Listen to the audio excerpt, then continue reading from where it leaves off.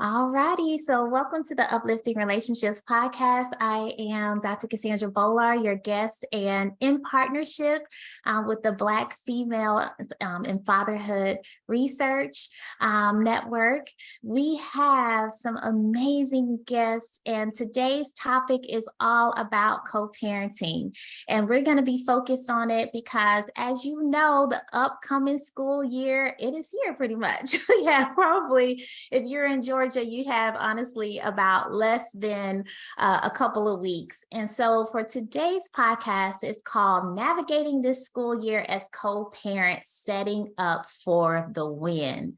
And when I tell you we have some amazing experts here joining us, I am just beyond delighted for our guests. We have Dr. Christina Grange, as well as Taliba and Bosini.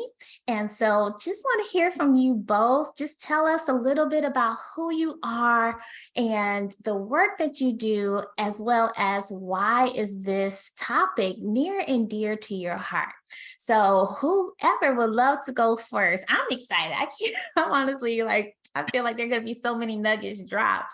Can't wait to hear from you both. So whomever would like to go first, and then the next person second. I'll defer to you. Okay, thanks, Taliba. So we can just say Christina here. So yeah, I am happy to be here, Cassandra. I think this is very well timed. Oftentimes we've relaxed over the summer, and now we are supporting parents in getting back into the game when it comes to school success. And that's important for all children, especially children who are navigating this across multiple households. So I am here in Georgia. I'm a psychologist, specifically a clinical psychologist, and I work with children and families. I'm also an assistant professor. And in that work, I do research on co-parenting, specifically thinking about what are the strategies that support families in working together to have more favorable outcomes for young people. And I'll pause with that a little bit because optimal can be understood in different ways, right? And so I don't want to make the goal seem achievable.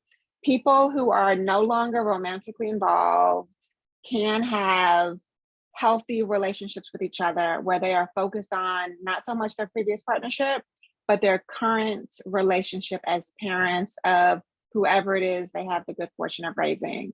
And so my research focuses on that. And that's how you and I actually were able to meet, Cassandra. And then of course, Taliba and I met actually on the more clinical side, the applied side, thinking about what's really needed for families in terms of how to help mothers and fathers or the two parents move beyond the ideas of what co-parenting is in a more negative frame to framing it from a perspective of strengths and possibilities. And so that's kind of how the work with Taliba was born. And now we're here together thinking about how we can synthesize some of this information to be useful for families. Oh, I absolutely love it. And I love how you were saying that it's solutions-based. And, you also were saying more optimal with respect to kind of not holding too much weight on that word, and what that may mean. It may look differently for different families. And the fact that, I just think that all of the ways that you described it was just so positive and strength-based. And sometimes when we're having this conversation, it's not such. And so I just love and appreciate that perspective that you're providing for this work. So thank you so much for a lovely introduction. I think that gives people a good little snapshot of the incredible work that you do. So thank you so much. All righty, Taliba, let's hear a little bit more about, the work that you do, as well as kind of why is this near and dear to your heart? Sure. So I am a leadership and life coach and consultant. And in my professional life, I really work with individuals. I work with leaders and teams who are looking for ways to create kind of inclusive spaces that help to leverage the genius of everyone in the group, right? And so while I do that a lot with leaders, it also applies very much to what I believe is possible and necessary in families. So I'm also showing up today as a co-parent. So this is part of my lived experience. And I'm a mother. I am a bonus mother. I'm a wife, and I have been a co-parent for 21 years now. And so, I've been in the trenches, and at the same time, as I was kind of inspired by my personal journey, I built a platform years ago called We Parent that was really focused on what I called inspiring a co-parenting revolution, specifically for Black mothers and fathers who are living apart and parenting together. And so I really was just kind of sharing my journey and learning. And to the point that Christina made, back when I was doing this, there weren't as many resources, right? Or examples of how to do this collaboratively, or just people who looked like us, who were doing it. And so I was really, at the essence, just wanted to show that there are other possibilities, right, than what we were given. And so that's really what We Parent was about.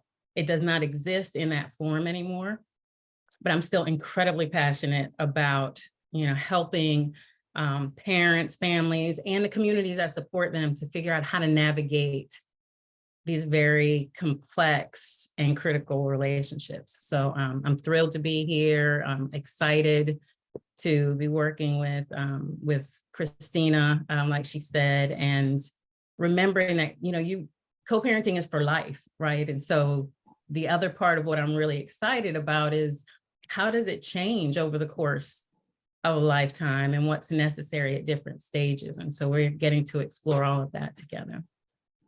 I love how you said, how you talked about it with respect to parents living separately, but parenting together. And I think that language just really illustrates that despite the living conditions, we're still in this together when it comes to parenting the child. And sometimes that language can just be so powerful and encouraging, and really centers and encourages people that, oh, hey, this is about our togetherness for the child's well-being. And so I love how you both contextualize the work that you do and how you talk about it, because I think how we describe it can be very powerful as well. And I think that kind of leads me into my first question for you two, and who wants to take it up for grabs, you can feel free to do so. But I think in how you describe the work that you do almost kind of defines it as well. But in general, what would you say is this whole idea of co-parenting? Can it sometimes be romanticized, or can it sometimes be looked at in a negative light? Like, what are your ideas of, like, if you had to conceptualize co-parenting, what would that be? How would you describe this concept? I'll let you go, Celine. So, some of what we said, for me, it really is two things. It's a practice, I believe, and I think it's also a mindset, right? And I think that the mindset piece is important because, the simplest definition for me is, like I said, it's when parents are living apart and parenting together. And that can run a full range from, two parents who are high conflict. And so they can't really communicate with one another and have to figure out still, how are we going to, in that context, do the best we can with what we have from where we are for this human, right? That we've been given the opportunity to raise. And, or it can look like parents who are parallel parenting. They may not be in conflict, but you're doing your thing, I'm doing my thing, right? And we may just be trying to mitigate any negative impact, right? And doing them on our own. And it can go all the way to parents who are really collaborative. And, I did an internet radio show years ago with a couple who they went on family vacations together, right? So we hear this kind of conscious co-parenting. So it can look like that, but there's so many different configurations that are unique, I think, to every family. And so the practice looks different, but the mindset, the idea that we're centralizing our child and there is this other parent who matters, right, in the equation is the mindset to me of co-parenting. I'm glad that you elaborated on both the practice and that behavioral component, as well as the mindset, because, you're thinking about this concept is really going to impact how people feel, how they show up, the behaviors that they engage in. That mindset piece is so, I think, important. And I love to dig a little bit more deeply with that. If I believe if we have time as well. So how about you, Christina? What are your thoughts on this whole concept of co-parenting?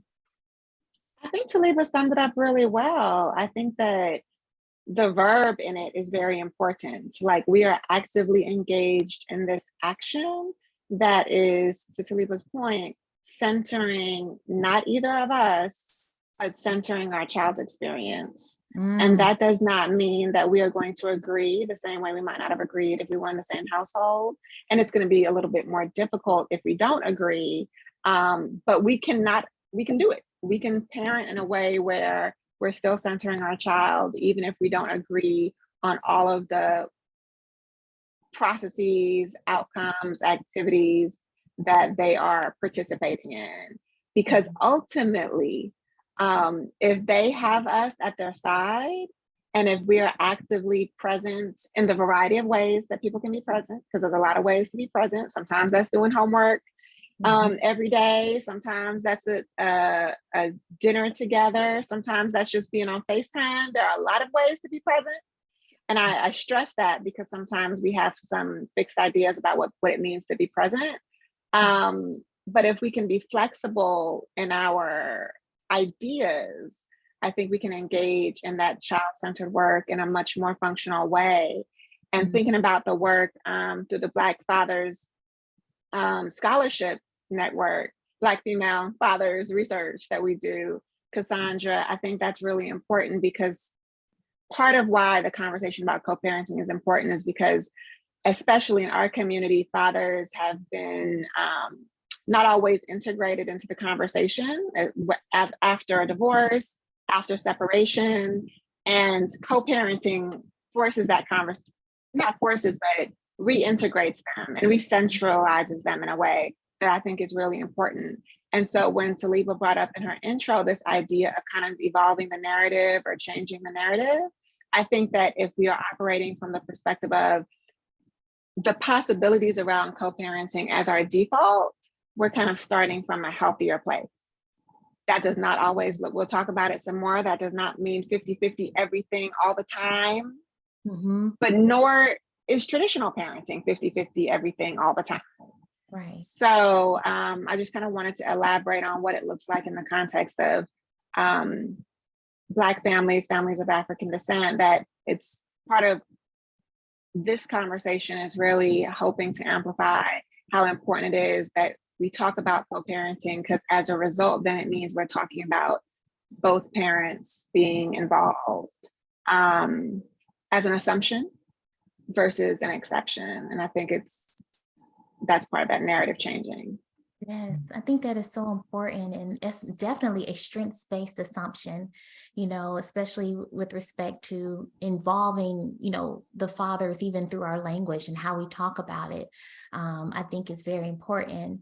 I have a few questions that one will lead into the unique challenges at this time of year, getting, back into the rhythm of school and, back into, all of the challenges that come with, navigating the school year. But in general, what would you say are some of the unique challenges that co-parents face? I know that's like a big ticket question, and there's so many things you could probably elaborate on, but what are a few that you see maybe consistently through practice, in your clinical practice or clinical work, or what you've seen in the research? Like, what are your ideas on that? Well, I just want to say, linked to what I said before, there's sometimes just an idea, like a stereotype or a stigma about what it means to be that other parent.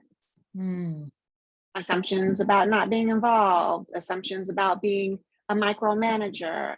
Some of those negative stigma, I think, can be tricky. And I think that when a family can start to recode that, and when an extended family can even help to deconstruct some of those negative expectations, it can be helpful. So that's one thing that I think of off the jump, because when we come into a system with negative expectations and negative narratives, even in the media, about someone's presence or absence, or how they're going to be present or absent, you're kind of coming in at a deficit. And so when people are transitioning to their roles as co-parent, I think it can be helpful to think about, how do you want to define this? Yeah. So that's one initial thought. What do you think, Taliba? Yeah, I would say, a couple that I would add. One, I'm going to just say grief, right? And navigating the dissolution of the romantic relationship in many cases. Because the other thing I want to point out that is really important in our community is not every co-parenting family comes from a family that was married. So I was a never married. I'm a never married co-parent. Ditto. Right? So, and that adds a whole other layer, right? To consider, but grief. So when those parents were romantically involved, it is difficult to separate those feelings from the responsibility of co-parenting. And it often gets in the way when that's not healed or when it can't be discerned, right? That's so real. Yeah, and especially early on, that can be really challenging. I think too, along with the stigma is also just a lot of lack of models. So we talk about it, but we see celebrities again, doing this, but what does it look like in practice for Black families, right? And in our kind of cultural context, what does that look like? And I think we're getting more examples and more visibility than existed when I started doing this work, but there's still more of a need for that. And then I'm going to say too, the system. And I think that we always have to remember that we live within a context of a system, and we can just talk about the legal system initially, that by its very nature is set up to kind of foster adversarial relationships. And so whether we are participating in that directly, right, or not, I always want to remember that this is not just about two people who can't get it right, or two people who are having to navigate this themselves. There are real systemic issues that can be antithetical to what you're trying to create when you're collaborating. And the reality is that parenting is just an adventure. It's a journey. Relationships are, all of them are, but. Yes. When you said that grief about the romantic relationship, that just, really resonated, because a lot of times for one partner, it might not have been their choice that they're no longer together. Maybe one person was wanting it more than the other. And it's kind of like, this dream that they had that they may not get, that they don't get an opportunity to actualize. And that grief can be real, and people can process it differently or carry it for longer periods of time, depending on which person, sometimes that's not always equal with respect to people not wanting to be together romantically. And then those systems involved as well. And how do we navigate that? And then what if we're thinking about even child support and adding all of these different elements and systems that, sometimes can be punitive, to the non-residential parent. I think there are just so many layers that you're dealing with, and it's so complex. Yes. Wow, this is, I love this. I feel like there's just so many layers to this, and they're just layers to parenting in general. But when we add these new layers, there's a unique complexity there, and every family is different. So, and taking these, ideas, or thinking about these ideas, with respect to the brand new school year and the complexity that adds in. You know, everybody's been kind of relaxing, maybe going on trips in the summertime, or, you know, it's just a slower pace. And I know sometimes when it's coming to August, kind of like your heartbeat, you know, you're starting to think about all the things you have to do as a parent, getting the kids ready and things of that nature. So, you know, how can that transition from summer to the regular school year, how can that be tricky for co-parents? How can that be tricky for blended families? And, you know, from maybe both parents' perspective, you know, how could it be tricky for mothers compared to fathers, or residential parents, you know, versus, you know, non-residential parents, or if they're, you know, navigating it together and they're, you know, both have, you know, joint custody or things of that nature. There's so many different layers. So you can take a stab at it however you like. But how can this transition from this slower pace back into the rhythm of things, how can this be tricky? So I'll just start with, again, you know, I'm always like, let's talk about the context. Yes.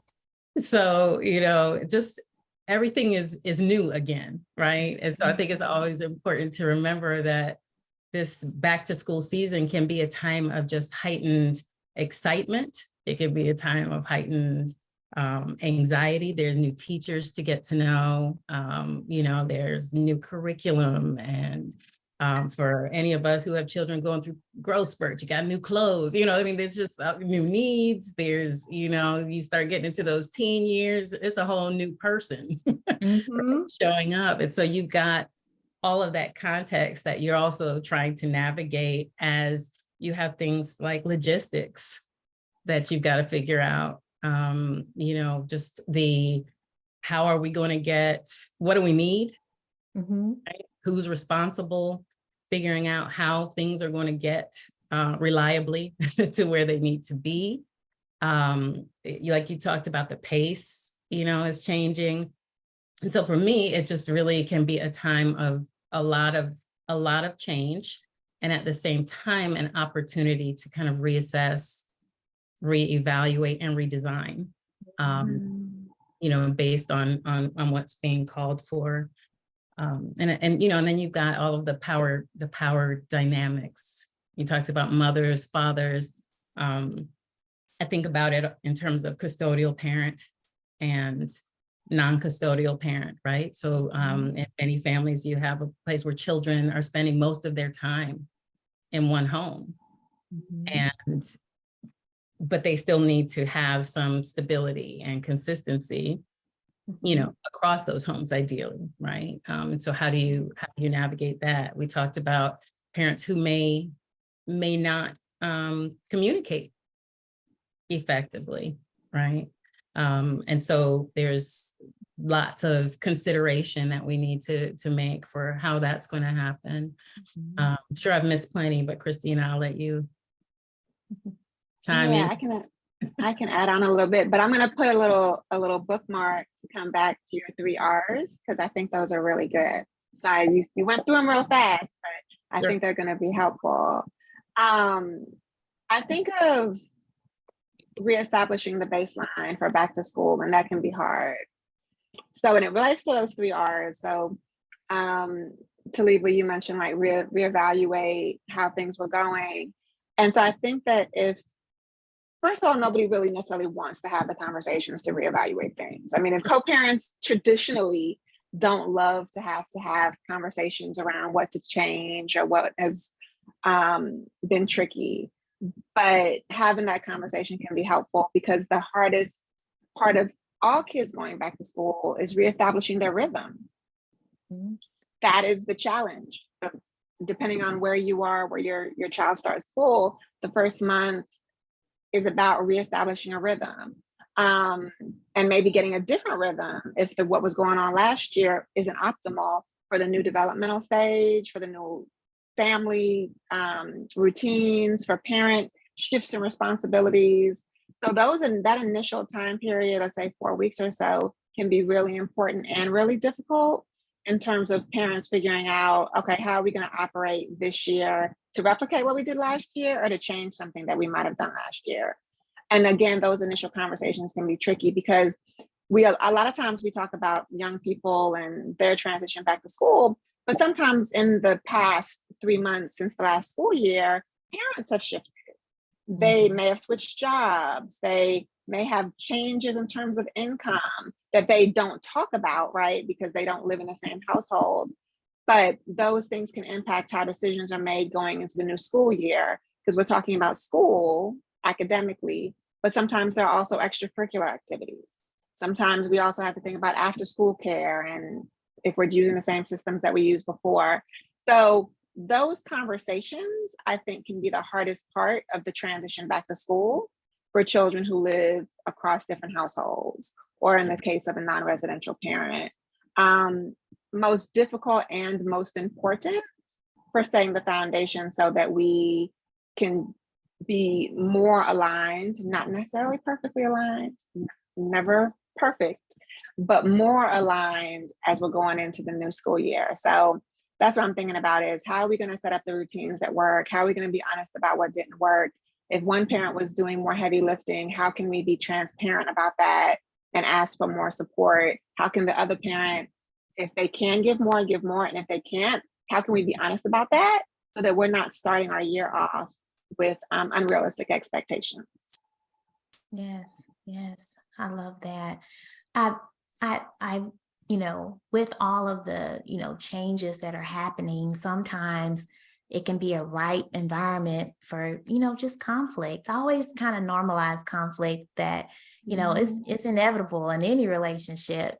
But when there are a lot of moving pieces, a lot of different desires, a lot of things that are, that could, come up, conflict is possible. What would you say, this whole idea of conflict-free co-parenting? It's not necessarily a thing, or is it a thing? And what is really reasonable to expect when it comes to conflict, in a co-parenting relationship, in a way that doesn't necessarily pathologize the relationship, but what is more reasonable or realistic to expect when it comes to conflict,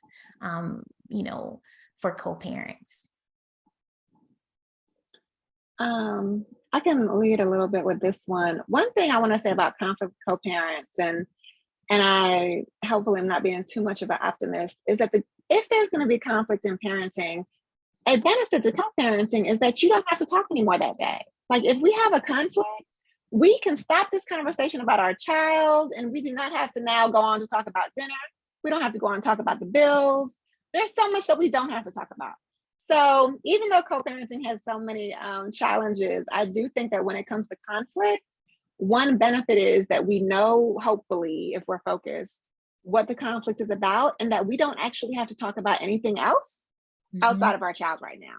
And, I think, Cassandra, you probably know more in terms of couples work, but man, there's so much when you're in a relationship with someone to talk about. So much. When you're in a romantic relationship, committed relationship, if you have kids, then you're talking about parenting, but then you're talking about finances, then you're talking about the future, then you're talking about vacations, so much.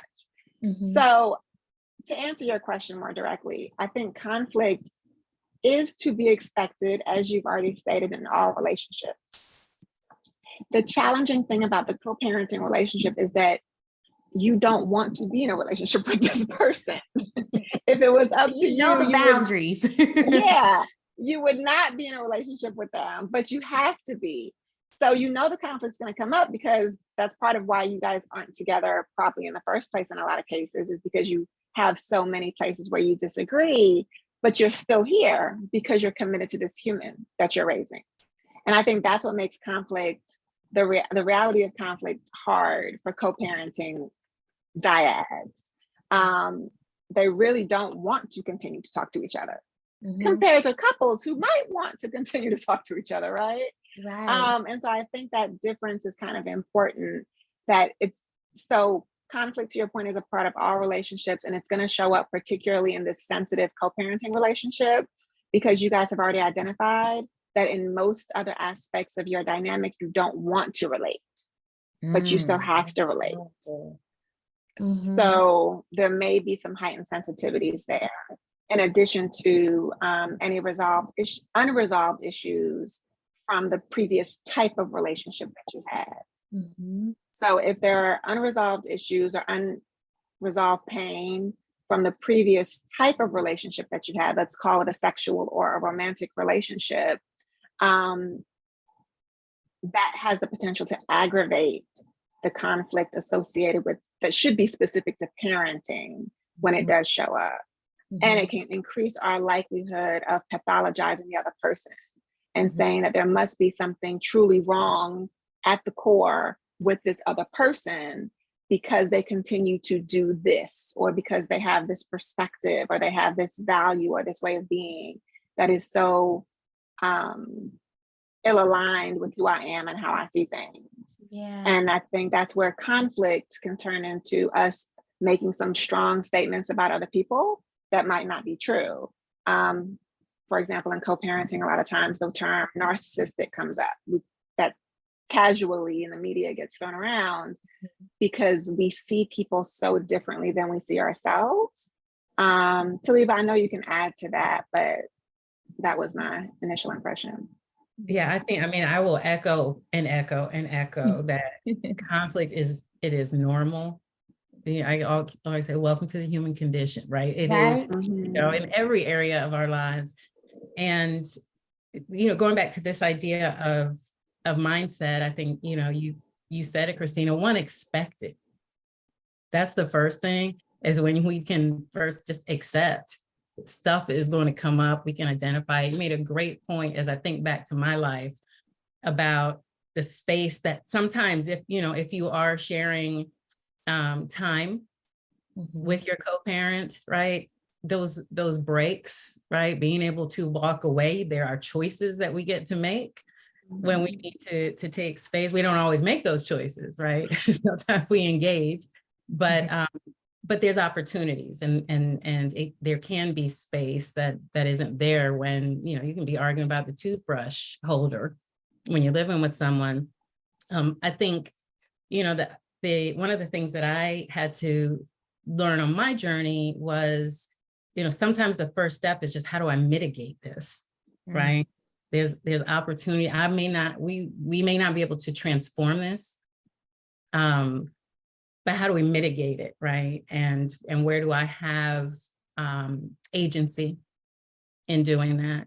And then I do believe that, along the spectrum, when we think about conflict, can be healthy, right? It can help us to identify where something in the system needs to be examined.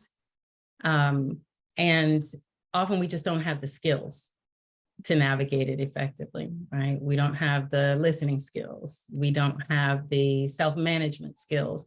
And so I'm adding an R, Christina, to our list. Reskill is another opportunity, right? What are the tools and the ways of being and strategies that we can learn and employ, because it is going to come up, and where sometimes it can be very aggravated and exacerbated. It is the nature of the process too, right? And it can be healthy if we learn healthy responses. As you both were speaking, it made me think about boundaries.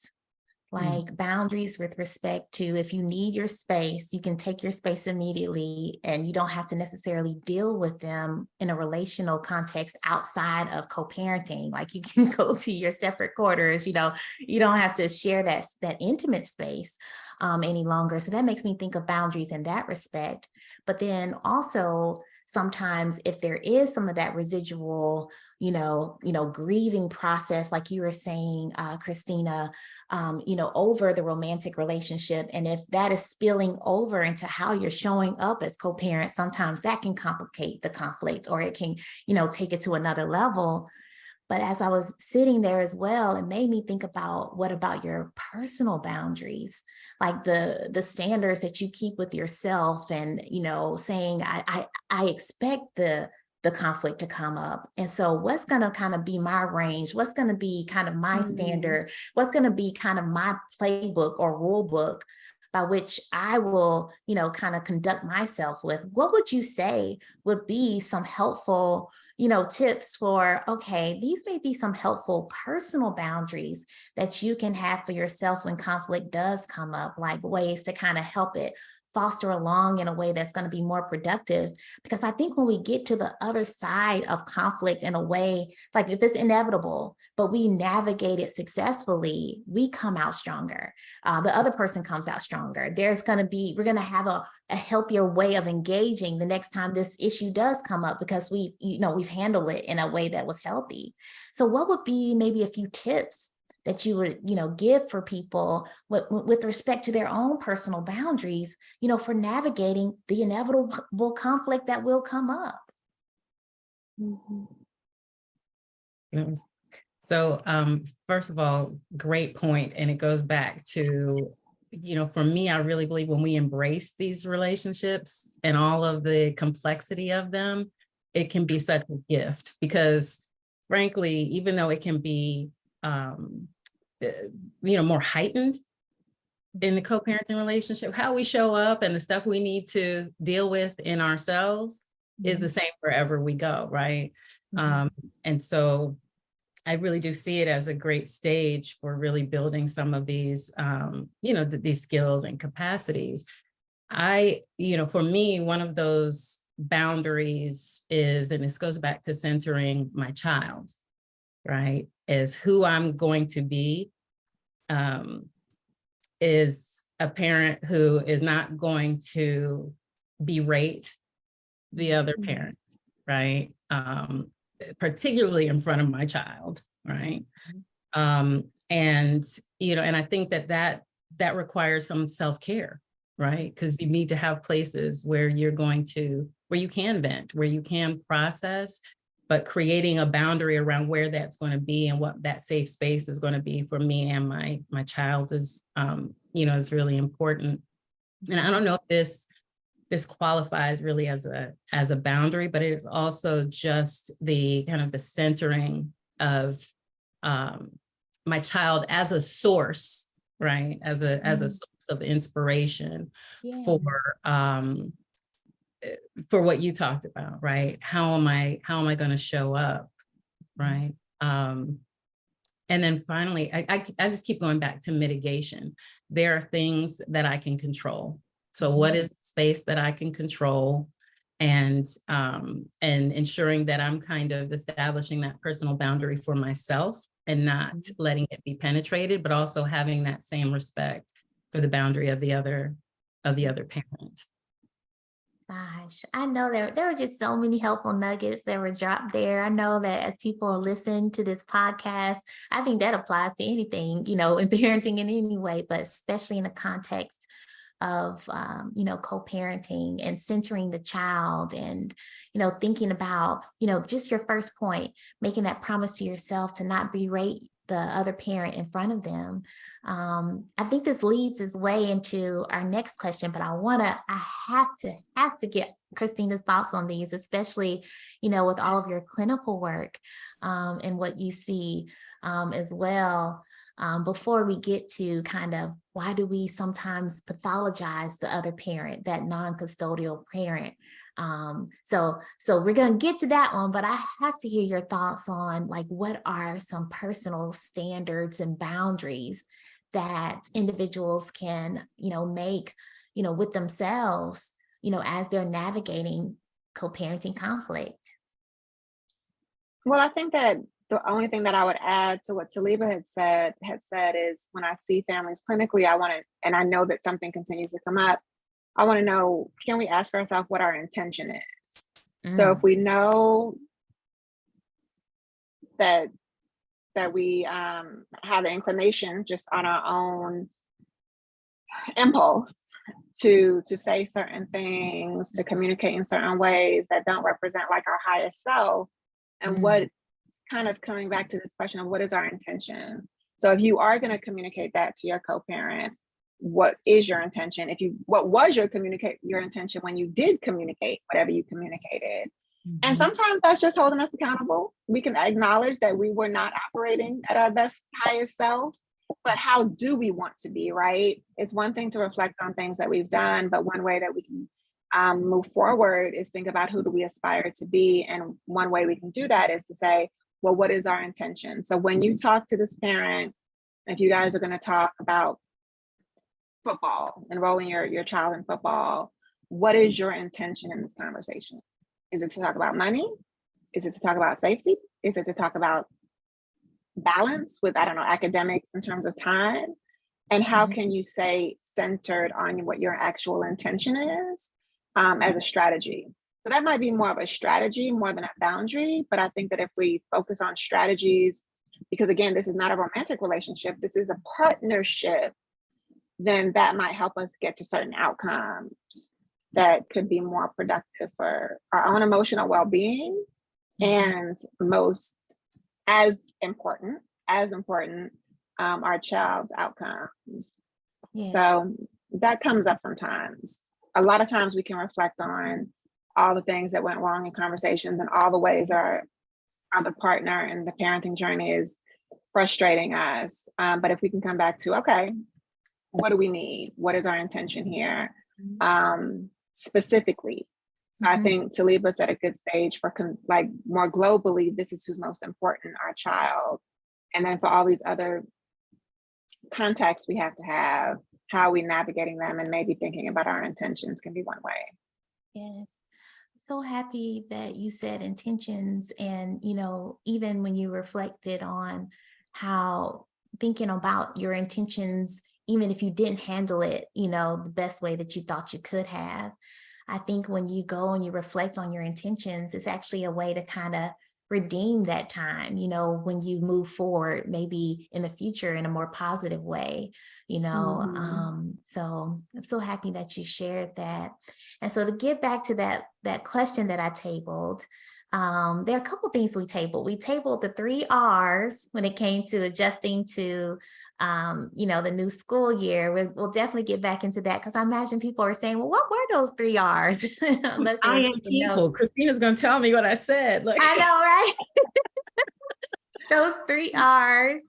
And then, but you know, a lot of times we pathologize that other parent, you know, and why is that the case? And why is that so problematic? Like, what are your thoughts on, you know, why, you know, sometimes that non-custodial parent is pathologized? And Christina, you use the term narcissistic. That language is, you know, that word is being thrown out a lot nowadays. People understand what it is. They feel like they probably engaged with one in some context, you know, before, you know, what's your take on this, you know, pathologizing that non-custodial parent?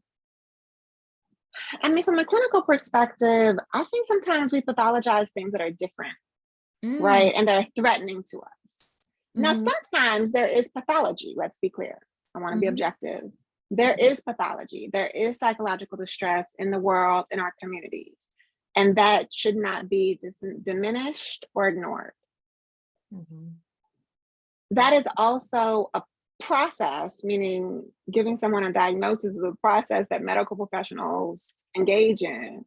But I think oftentimes in casual language, but specifically here in talking about co-parenting, and our need to understand and our confusion about why people are operating in a way that seems to be so different from what we would do, we sometimes label people. I mean, that's the most kind of basic way that I would say it, is we sometimes label people, and depending on the access that we have to language, we may label them with terms that we think fit. And sometimes that involves inaccurate labeling. Now, someone can demonstrate signs of something without being that thing. Someone can demonstrate signs of, obviously, like having anxiety, for example. That doesn't mean they have an anxiety disorder. Anyone can be selfish. Anyone can put themselves first. That is a human experience. Yes. That does not mean that someone is narcissistic. Anyone can hurt your feelings. Anyone can do things to irk you. That doesn't make them someone who's living with a particular disorder. They may be, they may not be, but I think that we're not served when we label people in the co-parenting context specifically.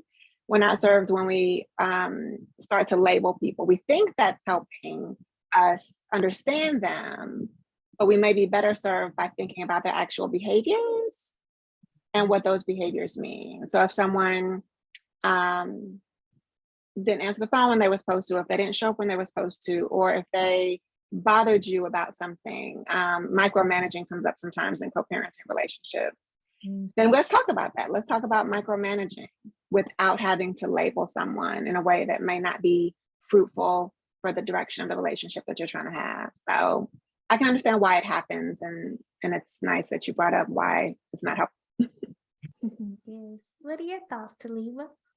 Yeah, I think Christina nailed it, and the part that's not helpful, right? And I think it stems from all the things that you talked about, Christina. And I go back to that one of, the new R, right? Reskilling too, because we don't know how to listen for understanding, right? We don't know how to, many of us don't have those active listening skills, right? Or the communication skills to communicate, that nonviolent communication, to talk about how we're feeling, what we need, right?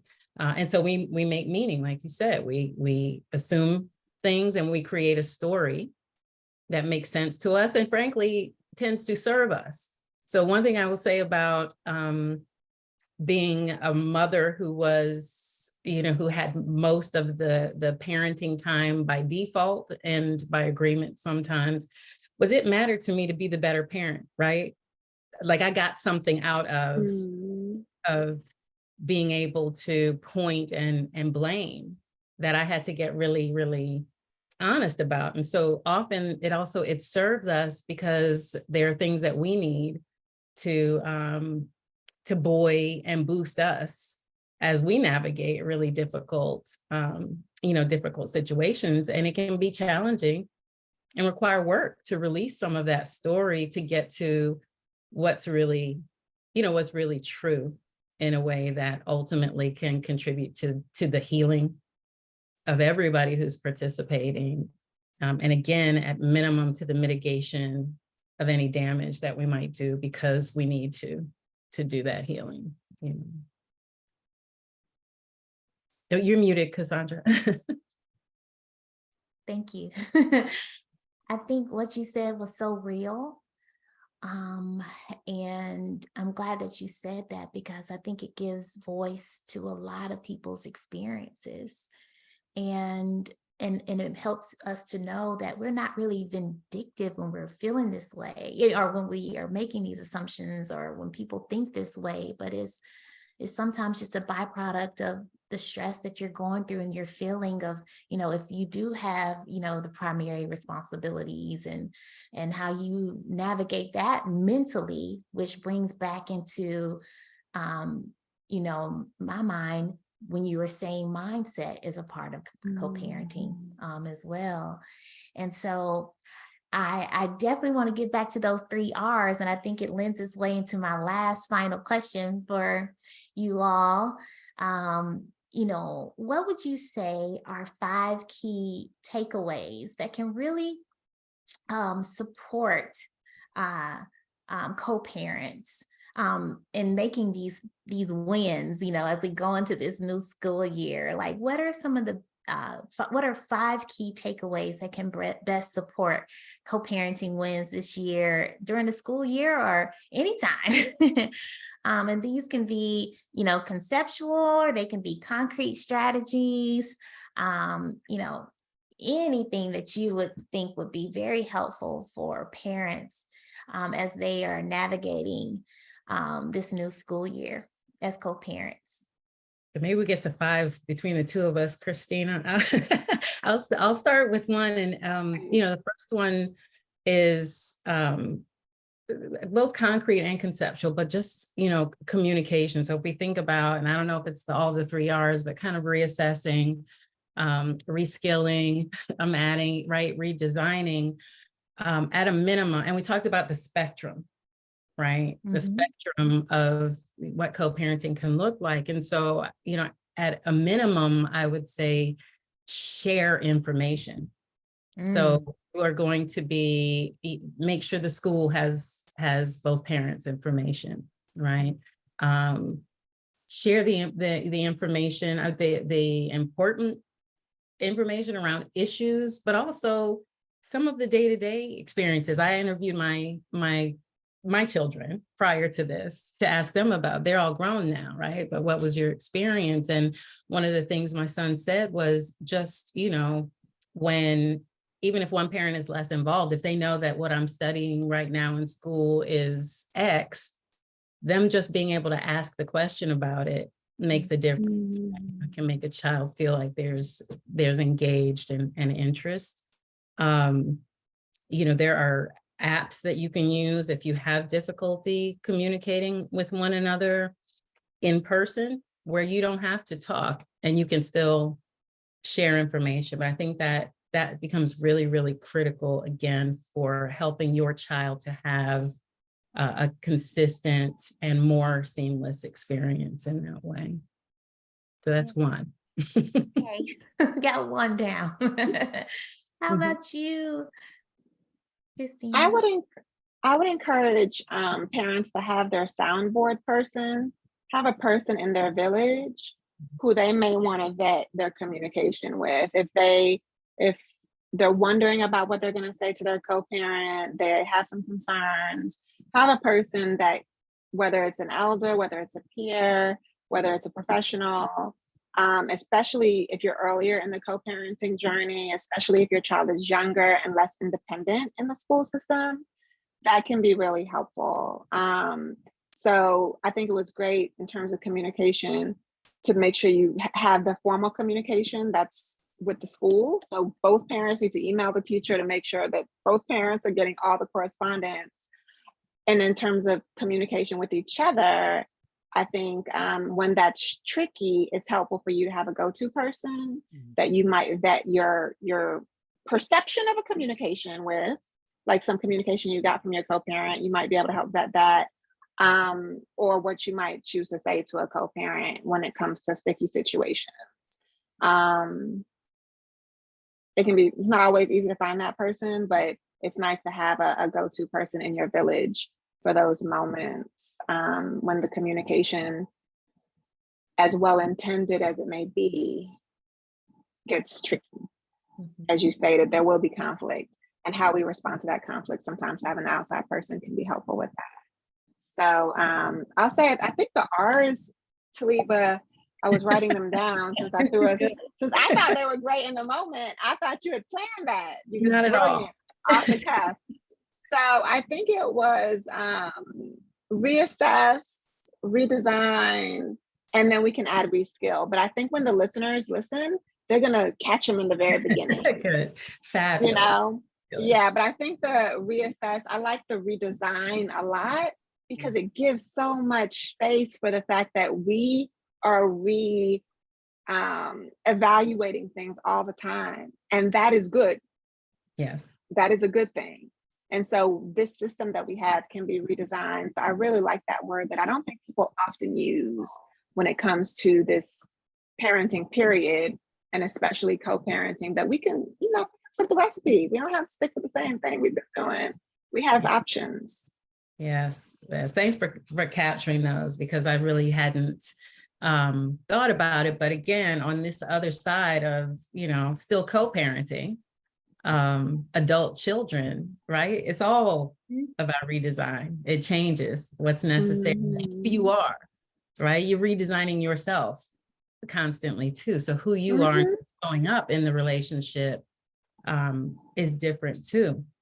Another thing I will add, this is kind of, like routines and things. This is logistics. And I think that reassess, redesign and reskill kind of applies to all of these, but so I call it kind of routines and things.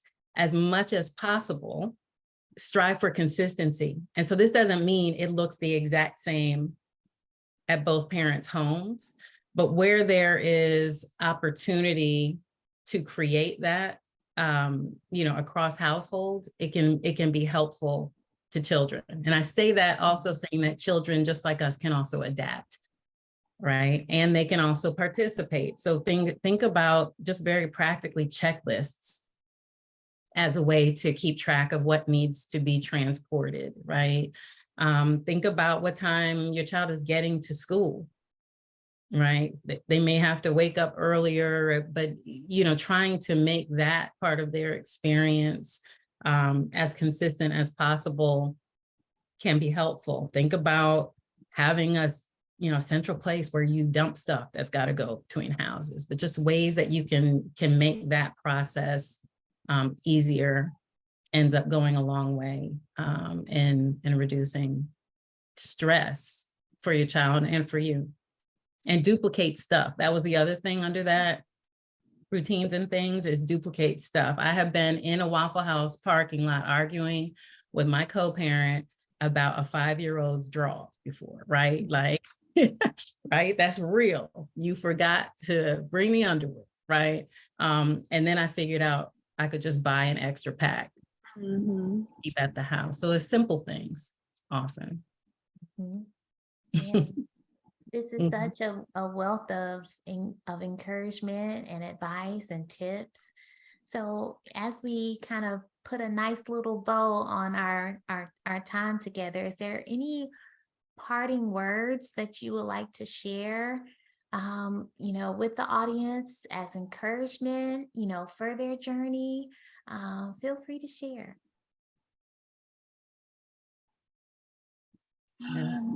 There's so much that could be said. I think the details, as much as we feel like the details matter as parents, I want to offer that, especially like I know Taliba has a testimony of her young people being adults. I wonder if the way we want them to feel about our family system is of just significant value. I won't say of greater value, but as we think about our children and we think about the memories we're shaping for them, I offer that the way that they feel about our family system may be what really matters in the end, and what they take into their school year, possibly more so than the minute details. But I know that as a parent, the details matter a lot to me, but I want to also keep in mind that the feeling that we create for our child is very significant. And so I hope that all of our children can go into their year feeling the love of their parents. Yes.